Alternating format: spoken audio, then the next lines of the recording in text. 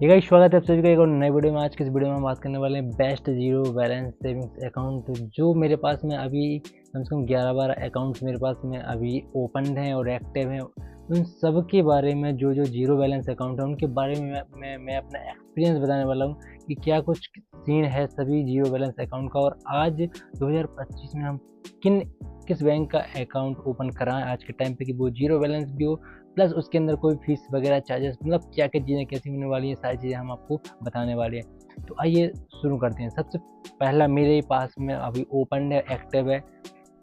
सबसे पहले account Kotak Mahindra bank का अकाउंट जो कि जीरो बैलेंस अकाउंट है। इसके अंदर ये मुझे सबसे टॉप वाला बैंक लगा जिसके ऊपर हमें जीरो बैलेंस अकाउंट की फैसिलिटी तो मिलती है, प्लस अगर आप एक महीने में एक बार इसके अंदर इस अकाउंट के अंदर 5,000 रुपये का क्रेडिट अगर आप कर देते हैं तो आपका ये अकाउंट ऑटोमेटिक ही सुपर के अंदर कन्वर्ट हो जाता है और वहाँ पर आपको उसके डेबिट कार्ड के ऊपर आपको 5% का कैशबैक भी देखने को मिलता है।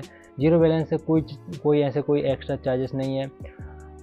यहाँ पर डेबिट कार्ड का आपको थोड़ा सा आपको फी पे करना पड़ेगा, और जो फी मैं डेबिट कार्ड की बता रहा हूँ वो लगभग 500-600 रुपये यहाँ पर GST मिला करके सभी बैंकों के अंदर ली जाती है एक साल में एक बार की। और यहाँ पर ये जो कोटक महिंद्रा का बैंक है वो काफ़ी दिनों से मैं इसको यूज़ कर रहा हूँ, प्लस मैंने कुछ 5% का कैशबैक भी लिया है। बहुत अच्छा सिंपल अकाउंट है और इस अकाउंट के अंदर हमें मतलब कुछ सारी चीज़ें आपको मिल जाती हैं, अनलिमिटेड सब कुछ देखने को मिल जाता है।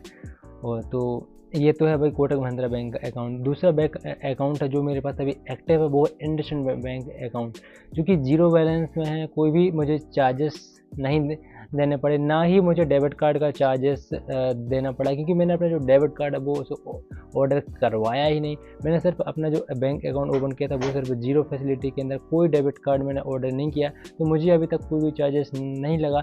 मैं इंडसइंड बैंक का मोबाइल ऐप भी यूज़ कर रहा हूँ, नेट बैंकिंग भी यूज़ कर रहा हूँ, सारी फैसिलिटी यूज़ कर रहा हूँ। कोई चार्जेस मैंने अभी तक एक भी रुपये मैंने चार्जेस के नाम पर मैंने कुछ भी दिया नहीं है। सारी फैसिलिटीज़ हैं, एड्रेस वगैरह अपडेट करवा सकते हैं और मतलब सारी चीज़ें इसके अंदर अवेलेबल हैं एकदम। UPI डेबिट कार्ड आपको वर्चुअल डेबिट कार्ड आप एक्टिवेट कर सकते हैं ऑनलाइन ही बिना किसी प्रॉब्लम के, वो बिल्कुल फ्री में हो जाता है, कोई भी फीस चार्जेस नहीं पड़ती है। तो इंडसइंड बैंक का भी अकाउंट मेरे पास में है और अभी भी एक्टिव कंडीशन में है और मैं कभी कभार उसको यूज़ भी करते ही रहता हूँ। तो ये भी एक अच्छा अकाउंट है क्योंकि इसके अंदर मैंने तो भाई देखो यार सिंपल सी चीज़ें, जुगाड़ वाली चीज़ें मैंने यूज़ की।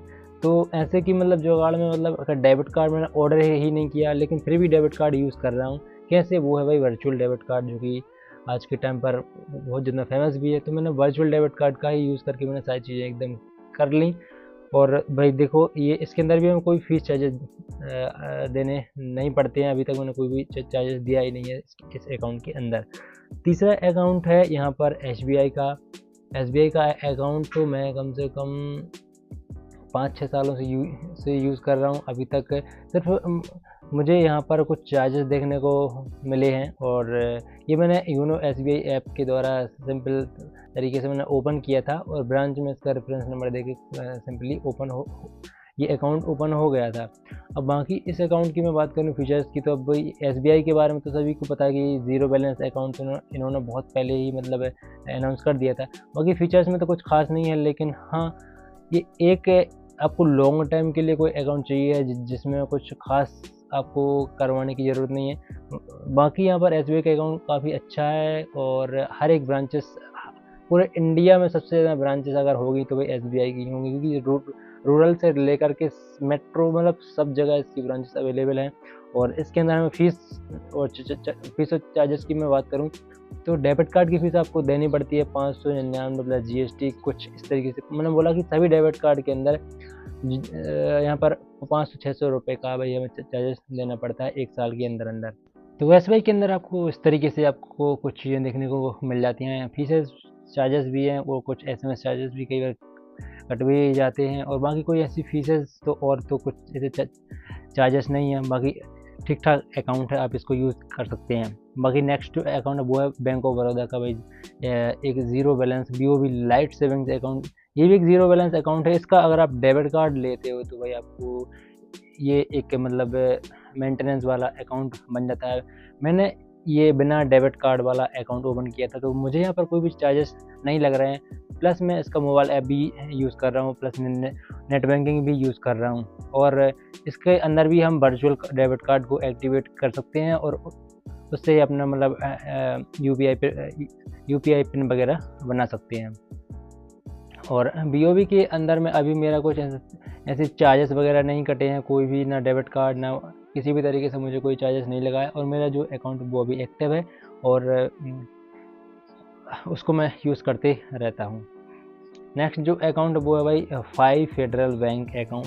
फाई का अकाउंट बहुत पुराना अकाउंट है, और फेडरल बैंक जो है मतलब उसका ही थोड़ा से ये फाई एक सब बॉडी बोलें या फिर उनकी पार्टनरशिप बोलें, तो फाई के अंदर में यहाँ पर आपको काफ़ी सारी चीज़ें देखने को मिल जाती हैं। फाई फेडरल बैंक अकाउंट जो है उसके अंदर हमें डेबिट कार्ड भी देखने को मिलता है उसका में, लेकिन जो डेबिट कार्ड का वो चार्जेबल डेबिट कार्ड है, यहाँ पर हमें वही 500-600 रुपये पर ईयर का आपको चार्जेस देना पड़ता है। बाकी इसकी ये भी एक ज़ीरो बैलेंस अकाउंट है, काफ़ी अच्छा बैंक अकाउंट है। इसके अंदर मैं इसको इस बैंक अकाउंट को इंटरनेशनल यूज़ करने के लिए इसको मैं रखे हूँ, और मैं इंटरनेशनल पेमेंट्स के लिए इस डेबिट कार्ड का भी यूज़ करता हूँ।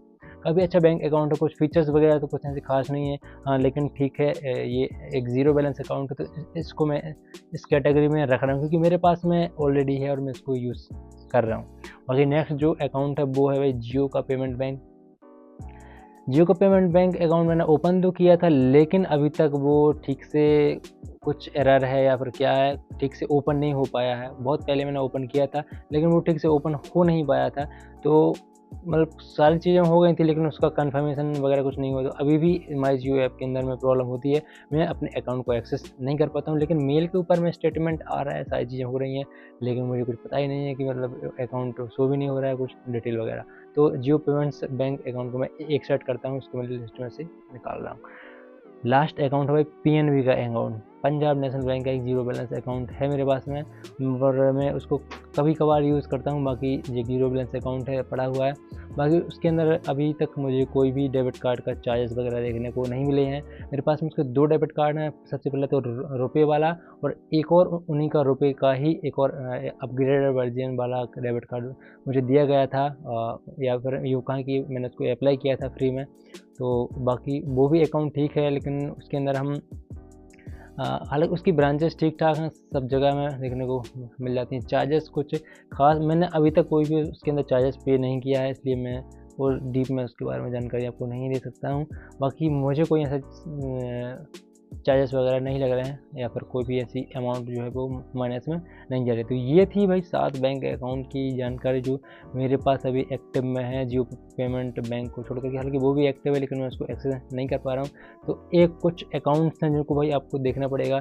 मैंने कुछ 3-4 अकाउंट को टॉप पर रखा है, कोटक महिंद्रा बैंक, इंडसइंड बैंक और SBI, और यहाँ पर फाई फेडरल बैंक। तो ये 4 बैंक हैं, इनको आप थोड़ा कंसिडर कर सकते हो, आपको यूज़ करना है नहीं करना है ये आपकी मर्ज़ी है। लेकिन कोटक और इंडसइंड बैंक को दोनों के ज़ीरो बैलेंस अकाउंट को आपको ट्राई ज़रूर करना चाहिए, तो आपको उसके बारे में और इसकी सर्विसेज आपको और अच्छे से देखने को मिल जाएगी। हालांकि IDFC का भी एक ज़ीरो बैलेंस अकाउंट है, लेकिन वो सिर्फ स्टूडेंट्स के लिए ही ओपन होता है, बाकी और कहीं पर भी ओपन नहीं होता है। HDFC का भी ज़ीरो बैलेंस अकाउंट है, लेकिन वहाँ पर भी वही स्टूडेंट्स के लिए ओपन होता है। एक्सिस का अमेज सेविंग्स अकाउंट है। बाकी बहुत जैसे कि 2019-20 की भी बात करूँ तो एक्सिस बैंक के अंदर एक ASAP नाम से कुछ अकाउंट था जो मैंने ओपन किया था, लेकिन वो क्लोज हो चुका है। लेकिन वो अकाउंट भी ज़ीरो बैलेंस अकाउंट तो काफ़ी अच्छा अकाउंट था। लेकिन अभी एक्सिस के अंदर अमेज सेविंग्स अकाउंट है जो कि थोड़ा ज़ीरो बैलेंस तो है, लेकिन वो चार्जेबल अकाउंट है, उसके अंदर हमें फीस देनी पड़ती है। तो ये थी एक छोटी चीज़, और छोटी चीज़ तो नहीं लेकिन लॉन्ग वीडियो और इन्फॉर्मेटिव वीडियो। आप 3-4 बैंकों को मैंने दोबारा मैं बोल रहा हूँ कंसिडर ज़रूर करें, कोटक और इंडसइंड, BOB और अपना फेडरल बैंक का अकाउंट और SBI। मैंने BOB को और ऐड कर दिया, तो आप इनको कंसिडर ज़रूर करें। तो थैंक यू, गुड बाय। यही हमारी छोटी सी वीडियो, तो थैंक यू।